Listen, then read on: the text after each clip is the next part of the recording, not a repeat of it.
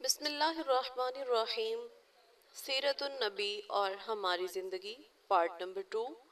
آپ کا مقصد بعثت کیا تھا؟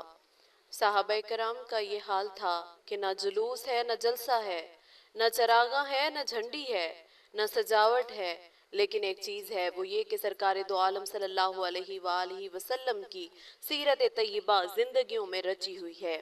ان کا ہر دن سیرت طیبہ کا دن ہے، ان کا ہر لمحہ سیرت طیبہ کا لمحہ ہے، ان کا ہر کام سیرت طیبہ کا کام ہے۔ کوئی کام ایسا نہیں تھا جو سرکار دو عالم کی سیرت طیبہ سے خالی ہو۔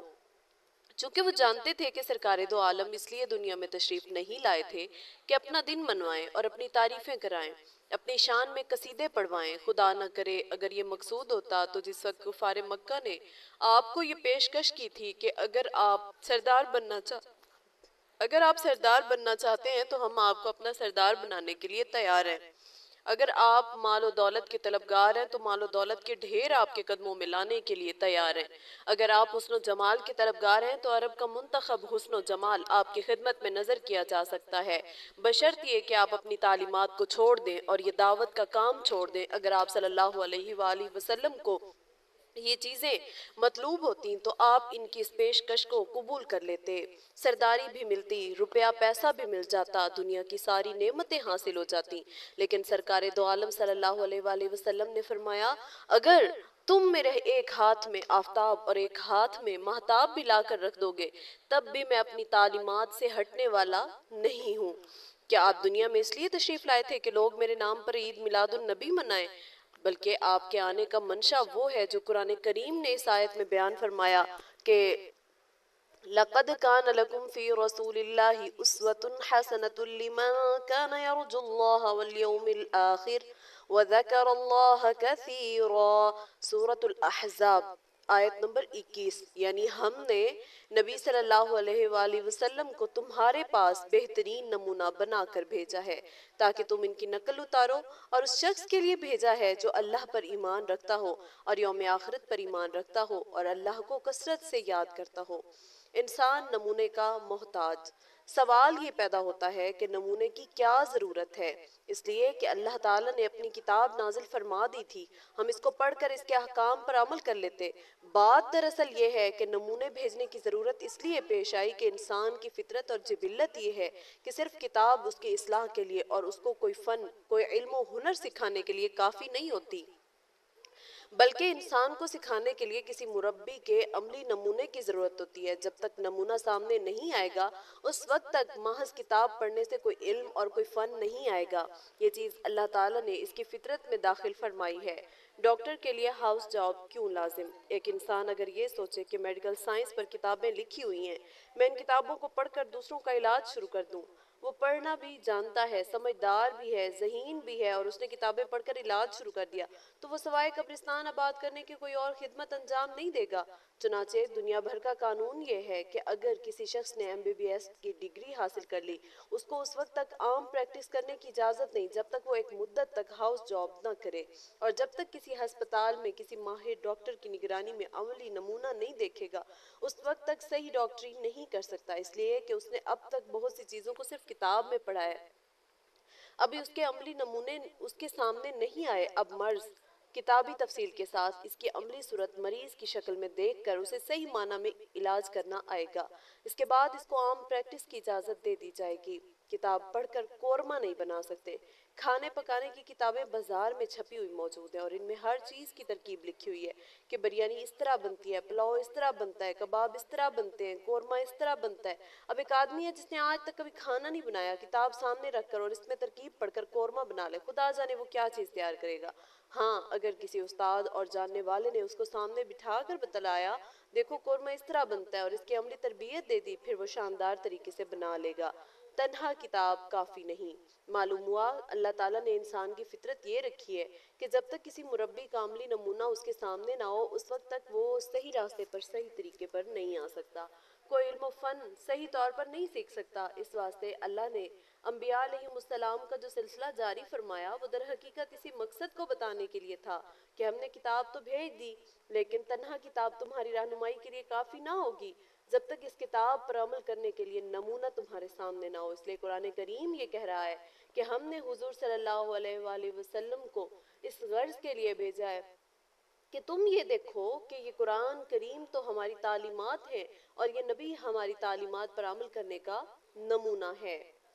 تعلیمات نبوی کا نور درکار ہے۔ قرآن کریم نے ایک اور جگہ پر کیا خوبصورت جملہ ارشاد فرمایا کہ قد جاءکم من اللہ نور وکتاب مبین، سورہ مائدہ آیت نمبر 15، یعنی تمہارے پاس اللہ کی طرف سے ایک تو کھلی کتاب یعنی قرآن آیا ہے اور اس کے ساتھ ایک نور آیا ہے۔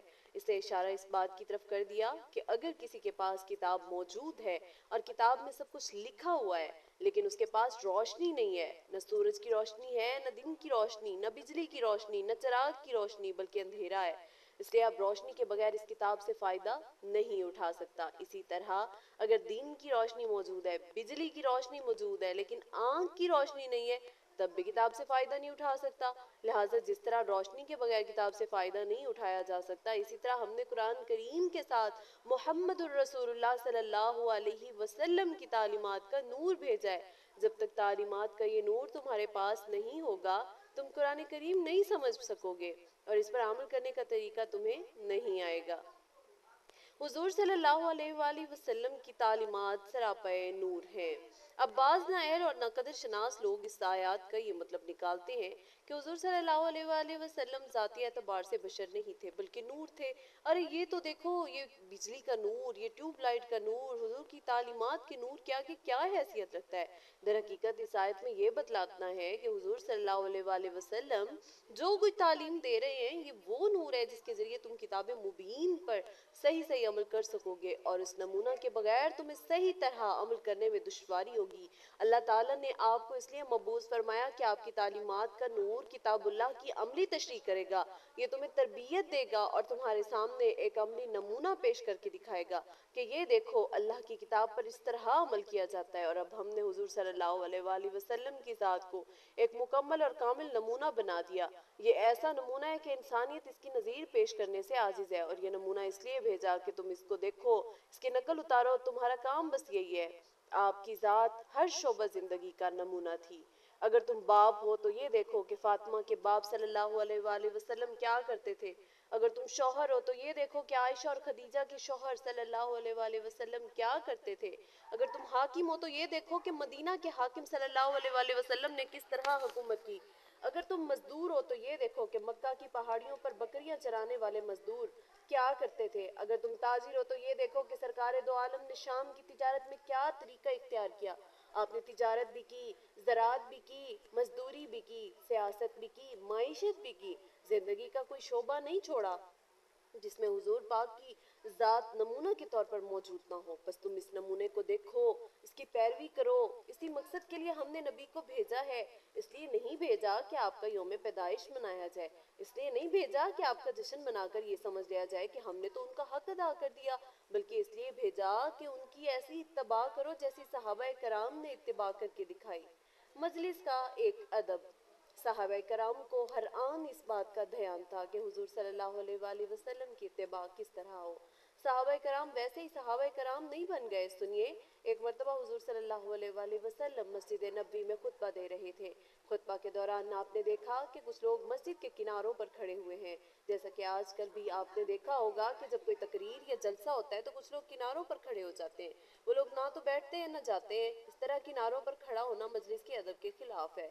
اگر تمہیں سننا ہے تو بیٹھ جاؤ، اگر نہیں سننا تو جاؤ اپنا راستہ دیکھو۔ اس لیے کہ اس طرح کھڑے ہونے سے بولنے والے کا ذہن بھی تشویش میں مبتلا ہوتا ہے اور سننے والوں کا ذہن بھی انتشار کا شکار رہتا ہے۔ اتباع ہو تو ایسی۔ بہرحال آپ صلی اللہ علیہ وآلہ وسلم نے کناروں پر کھڑے ہوئے لوگوں سے خطاب کرتے ہوئے فرمایا کہ بیٹھ جاؤ۔ جس وقت آپ نے یہ حکم دیا اس وقت حضرت عبداللہ ابن مسعود باہر سڑک پر تھے، مسجد نبوی کی طرف آ رہے تھے، ابھی مسجد میں داخل نہیں ہوئے تھے کہ اس وقت ان کے کان میں حضور کی یہ آواز آئی کہ بیٹھ جاؤ۔ آپ وہیں سڑک پر بیٹھ گئے۔ خطبہ کے بعد جب حضور نے سے ملاقات ہوئی تو آپ نے فرمایا میں نے تو بیٹھنے کا حکم ان لوگوں کو دیا تھا جو یہاں مسجد کے کناروں پر کھڑے تھے، لیکن تم تو سڑک پر تھے اور سڑک پر بیٹھنے کو تو میں نے نہیں کہا تھا، تم وہاں کیوں بیٹھ گئے؟ حضرت عبداللہ ابن مسعود نے جواب دیا کہ جب حضور کا یہ ارشاد کان میں پڑ گیا کہ بیٹھ جاؤ تو پھر عبداللہ ابن مسعود کی کیا مجال کہ وہ ایک قدم آگے بڑھائے۔ اور یہ بات نہیں تھی کہ حضرت عبداللہ ابن مسعود اس بات کو جانتے نہیں تھے کہ حضور صلی اللہ علیہ وآلہ وسلم مجھے سڑک پر بیٹھنے کا حکم نہیں دے رہے تھے، بلکہ اصل بات یہ تھی کہ جب حضور کا یہ ارشاد کان میں پڑ گیا کہ بیٹھ جاؤ تو اب اس کے بعد قدم نہیں اٹھ سکتا۔ صحابہ کرام کی اتباع کا یہ حال تھا، ویسے ہی صحابہ کرام نہیں بن گئے تھے۔ عشق و محبت کے دعوے دار تو بہت ہیں، لیکن ان صحابہ کرام جیسا عشق کوئی لے کر آئے تو آئے۔